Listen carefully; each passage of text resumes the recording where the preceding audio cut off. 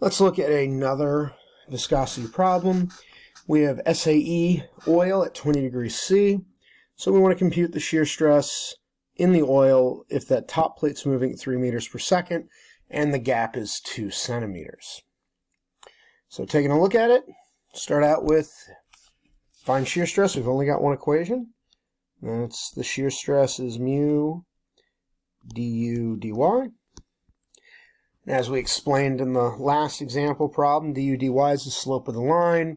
And since we do have that immovable plate, which is starting at 0, this equates to uv divided by h. So we can look up viscosity. We go to our resources, and we can find the viscosity is going to be 0.29 kilogram meter second. Now this is in a slightly different form than we've seen the units before, but if you play around with the units and switch from force-based to mass-based units, they will all work out. And so we have a velocity of 3 meters per second, and we have an h of 2 centimeters. And of course we want to drop this into our regular units, so we can sit there and go 1 meter is 100 centimeters, which will give us 0.02 meter. And at this point, we just plug everything in. So tau is equal to 0.29 kilogram meter second. Our velocity is 3 meters per second. We're going to divide that by 0.02 meters. And so if I take a look at the units here, these meters will cancel out.